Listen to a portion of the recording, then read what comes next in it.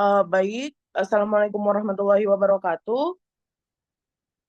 Eh, izin, kami dari kelompok mineral akan mempresentasikan terkait apa itu mineral dan terima kasih untuk Ibu Irma selaku dosen pengampu yang telah memberikan kesempatan dan terima kasih atas kehadirannya teman-teman dalam Zoom ini. Oke, untuk presentasi saya mulai. Pemateri pertama saya persilahkan. Baik, terima kasih atas kesempatannya. Saya masuk ke pembahasan pertama, yakni pengertian dari mineral. Mineral merupakan komponen penting dalam makanan kita. Mineral memiliki berbagai macam fungsi, seperti sebagai bahan penyusun tulang, mengatur air yang ada di dalam tubuh kita. Mineral juga merupakan komponen hormon, enzim, dan senyawa aktif biologis lainnya. Beberapa mineral juga memiliki peran penting dalam fungsi optimal sistem imun.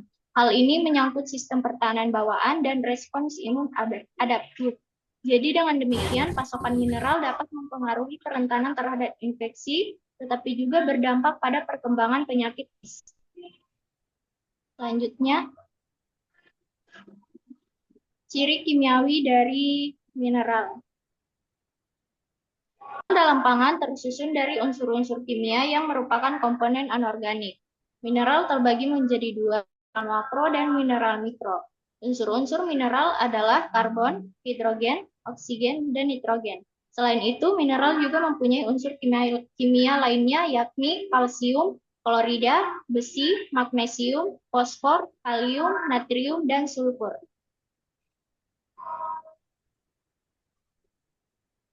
Ciri kimiawi dari yang pertama ada kalsium.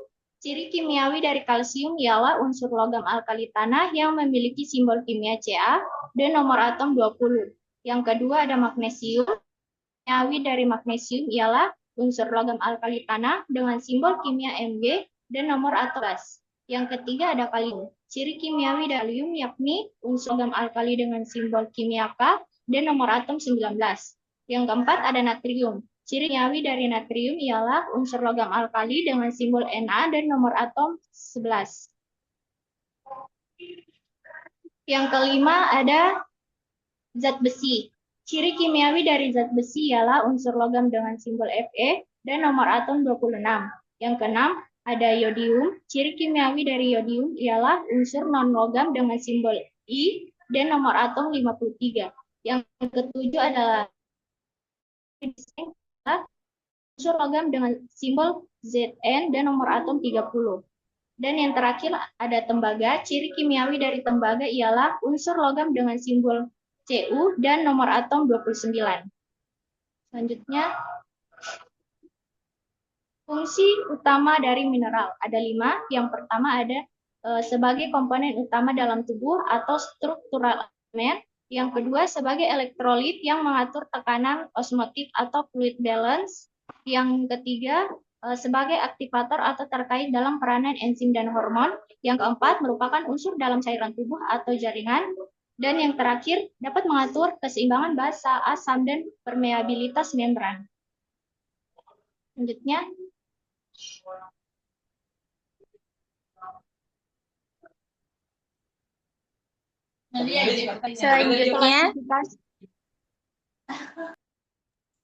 klasifikasi.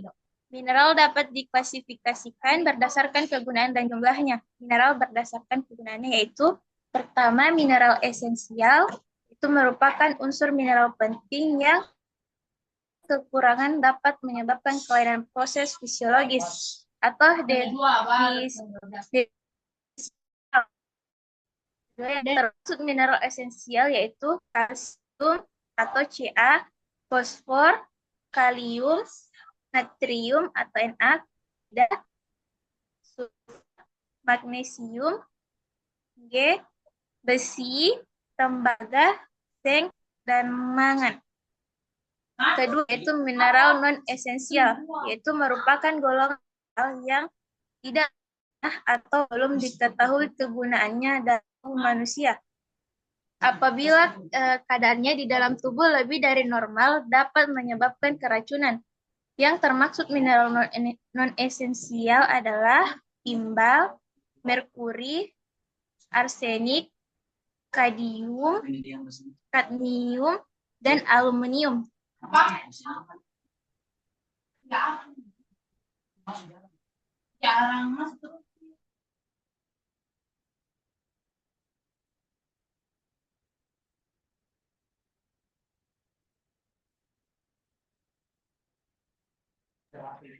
Mineral berdasarkan jumlahnya dibagi menjadi dua, yaitu mineral makro, mineral yang dibutuhkan tubuh dalam jumlah besar seperti kalsium, kalium, magnesium, fosfor, natrium, dan klorida.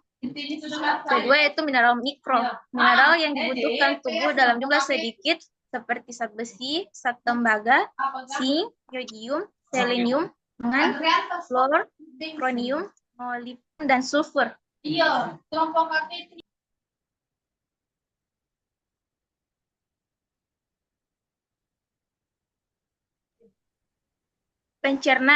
Proses metabolisme mineral yaitu pencernaan. Mineral tidak mengalami proses pencernaan seperti karbohidrat, protein, dan lemak yang harus diubah menjadi bentuk sederhana agar dapat diserap. Sebaliknya, mineral diserap dalam bentuk ion langsung melalui dinding usus halus ke dalam aliran darah. Mineral berperan dalam produksi enzim pencernaan dan membantu menjaga pH optimal dalam saluran pencernaan. Terus penyerapan. Setelah larut, mineral diserap oleh dinding usus halus ke dalam aliran darah. Beberapa mineral membantu penyerapan nutrisi lain. Vitamin C meningkatkan penyerapan besi. Transportasi darah sebagai media transportasi utama, mengangkut mineral ke sel-sel tubuh dan membantu menjaga keseimbangan elektrolit serta pH. Mineral seperti besi dalam hemoglobin penting dalam transportasi oksigen ke seluruh tubuh. Utilisasi mineral digunakan dalam berbagai proses metabolisme, termasuk pengeliharaan jaringan, ekskresi. Kelebihan mineral dikeluarkan melalui urin, feses, dan keringat.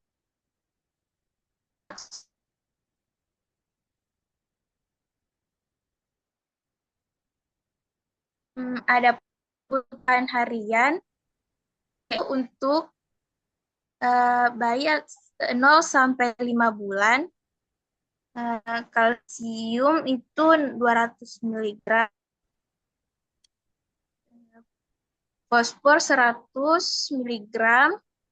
Magnesium 30 mg. Besi 0,3 mg.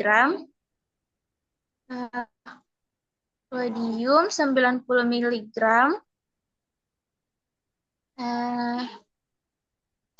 Seng 1,1 mg. Selenium 7 mg. Magnesium 0,003 mg. Fluor 0,01 mg.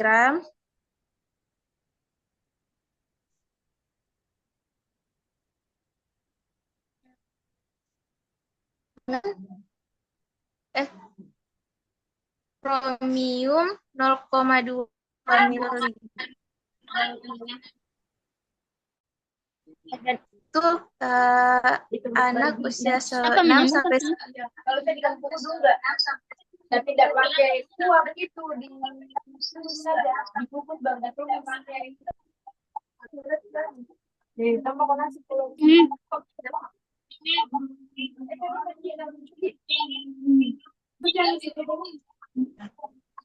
dan untuk anak lagi 10 sampai 12 tahun itu 1.200 mg, fosfor 1.250 mg, magnesium 160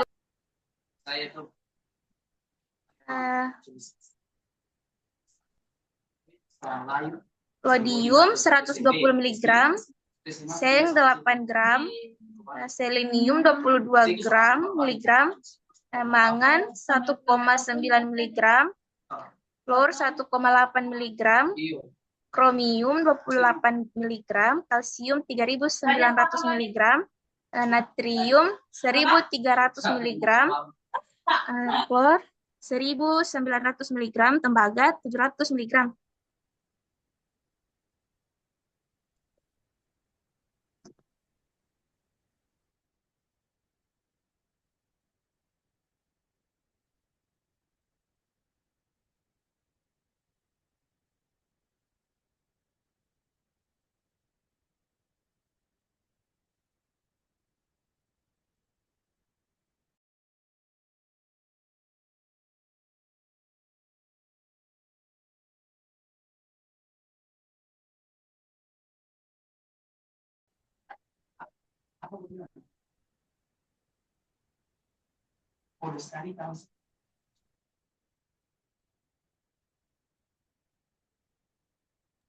Baik, saya serahkan kembali kepada moderator. Baik, terima kasih. Lalu saya persilahkan untuk pemateri ketiga untuk membacakan selanjutnya. Terima kasih kepada moderator atas kesempatannya. Di sini saya akan membawakan materi mengenai sumber mineral. Perlu kita ketahui, sumber mineral bisa dari sumber nabati maupun hewani. Di mana sumber nabati yaitu sumber mineral yang berasal dari tumbuhan dan sumber hewani yaitu yang berasal dari hewan. Yang pertama itu sumber mineral makro.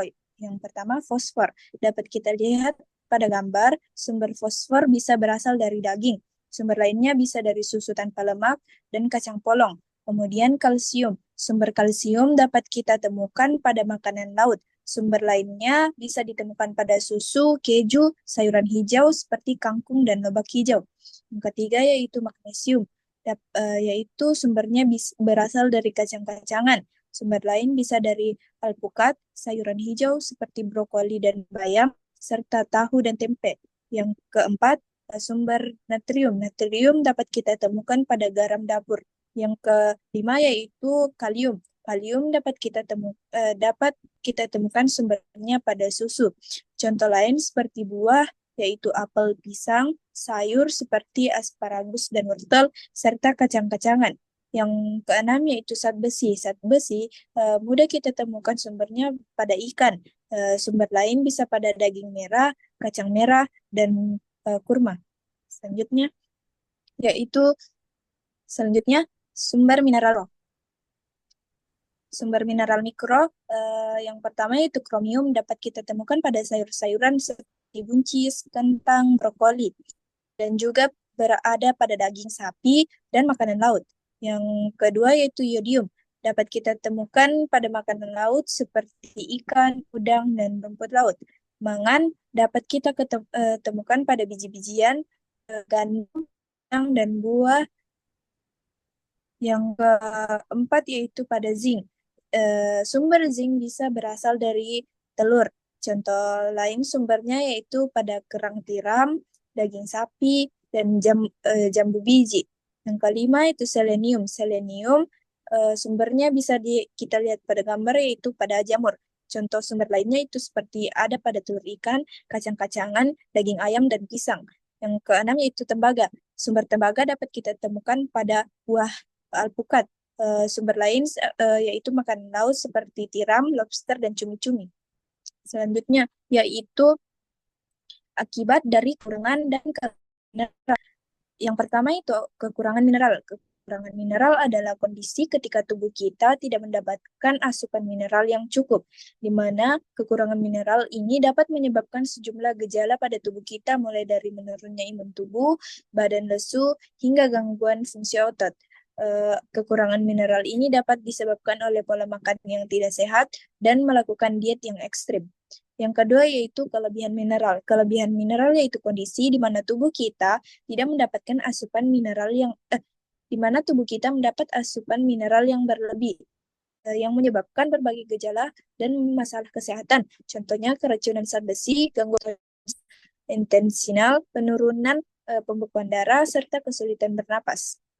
Jadi teman-teman, walaupun mineral sangat penting bagi tubuh kita harus menjaga keseimbangan mineral karena baik kekurangan maupun kelebihan mineral dapat mengganggu kesehatan tubuh. Saya kembalikan kepada moderator.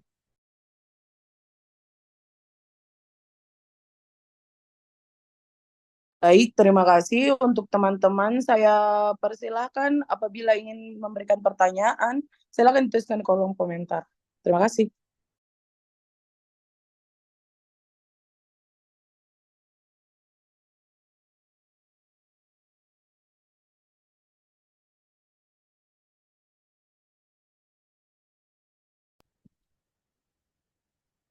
Baik, terima kasih untuk teman-teman yang telah mengirimkan pertanyaannya. Kurang lebih ada 4 kelompok yang memberi pertanyaan.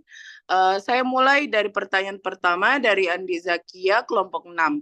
Bagaimana mineral dapat dimanfaatkan dalam bidang teknologi yang akan dijawab oleh saudari saya, Andi Indah Mahadewi. Andi Indah Mahadewi dipersilahkan. Baik, terima kasih atas kesempatannya. Jadi jawabannya ialah mineral pangan dapat dimanfaatkan dalam teknologi pangan untuk meningkatkan kualitas dan keamanan produk. Fortifikasi adalah salah satu metode, di mana mineral ditambahkan ke makanan untuk meningkatkan nilai gizi, seperti penambahan zat besi dan kalsium pada produk susu dan sereal. Selain itu, teknologi pengolahan seperti fermentasi dapat meningkatkan ketersediaan mineral dalam makanan, sehingga lebih mudah diserap oleh tubuh. Jadi dengan demikian, penggunaan mineral pangan dalam teknologi pangan berkontribusi pada kesehatan masyarakat dan ekosistem. Baik, itu saja dari saya. Selanjutnya saya serahkan ke moderator. Baik, terima kasih. Apakah untuk Andi Zakia merasa puas dengan jawabannya? Apakah jawaban diterima? Iya, jawabannya diterima. Terima kasih. Baik, terima kasih. Lalu melangkah ke pertanyaan selanjutnya dari Adinda Dwi Akrani kelompok 4. Apa dampak kelebihan konsumsi fosfor dalam kesehatan, terutama jika asupan kalsium tidak mencukupi yang akan Tendri Amelia Putri dipersilahkan. Baik, terima kasih kepada moderator yang telah memberi kesempatan. Baik, saya akan menjawab pertanyaan tadi. Itu kelebihan konsumsi fosfor, terutama jika asupan kalsium tidak mencukupi, dapat berdampak negatif pada kesehatan. Fosfor dan kalsium memiliki hubungan yang erat dalam tubuh, terutama dalam pembentukan dan pemeliharaan tulang. Berikut adalah beberapa dampak negatif yang biasa terjadi, yaitu pertama, gangguan keseimbangan kalsium atau fosfor. Fosfor berperan dalam banyak fungsi bagi tubuh, tetapi jika konsumsinya berlebihan, terutama tanpa kecukupan kalsium, rasio fosfor terhadap kalsium dalam darah bisa terganggu. Ketidakseimbangan ini dapat mengganggu kesehatan tulang dan menyebabkan penurunan kepadatan tulang. Kedua, penurunan kepadatan tulang. Kelebihan fosfor dalam tubuh dapat menyebabkan tubuh mengeluarkan lebih banyak kalsium melalui urin, yang pada gilirannya dapat mengurangi kadar kalsium dalam tulang dan meningkatkan resiko osteoporosis atau patah tulang. Ketiga, peningkatan resiko penyakit jantung. Tingginya kadar fosfor dalam darah atau hiperfosfatemia dapat menyebabkan kalsifikasi pada pembuluh darah, meningkatkan resiko penyakit jantung terutama pada orang dengan masalah ginjal. Keempat, gangguan fungsi ginjal. Kelebihan fosfor juga dapat membebani ginjal karena ginjal yang sehat berfungsi untuk mengeluarkan fosfor yang berlebihan. Pada orang dengan fungsi ginjal yang terganggu, kelebihan fosfor dapat memperburuk kerusakan ginjal. Baik, saya kembali pada moderator. Baik, terima kasih untuk siapa tadi?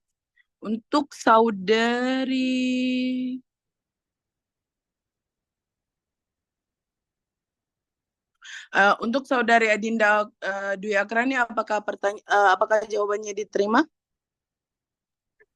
Ya, sudah diterima. Terima kasih.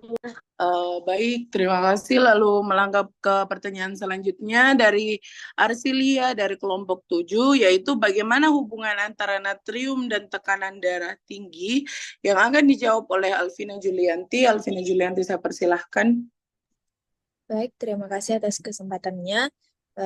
Jadi, konsumsi natrium yang tinggi berhubungan erat dengan tekanan darah tinggi atau hipertensi. Peningkatan asupan natrium menyebabkan retensi cairan di ginjal yang meningkatkan volume darah, dan akibatnya tekanan darah naik.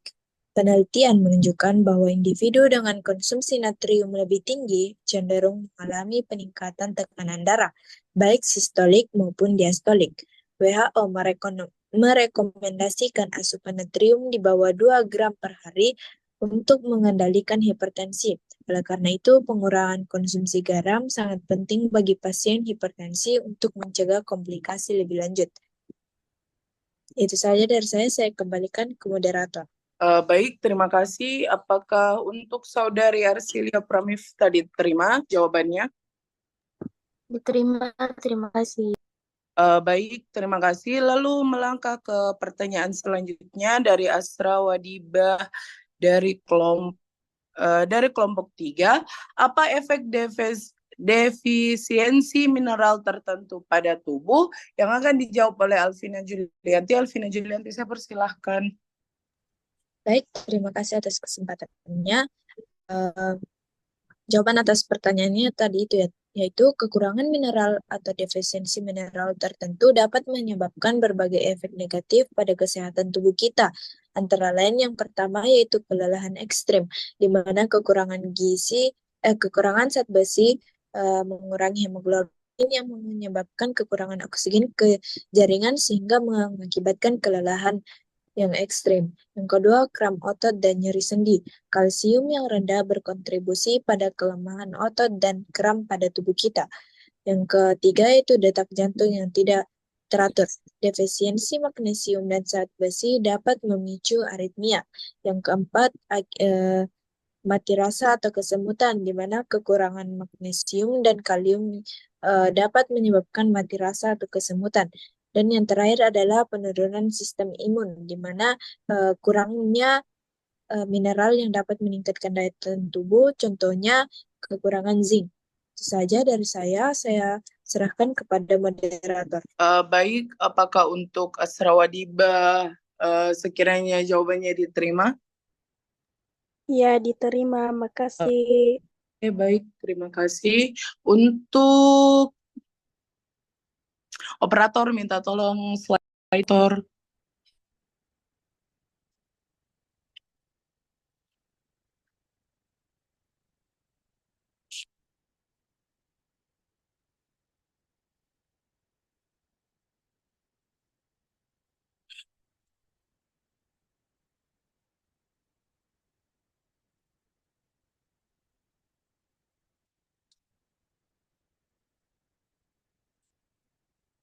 Jadi kesimpulannya adalah mineral merupakan komponen esensial dalam nutrisi manusia yang memainkan peran kritis dalam berbagai fungsi fisiologis. Mineral diklasifikasikan menjadi dua, yaitu mineral makro yang terdiri dari fosfor, kalium, kalsium, magnesium, dan natrium, serta zat besi.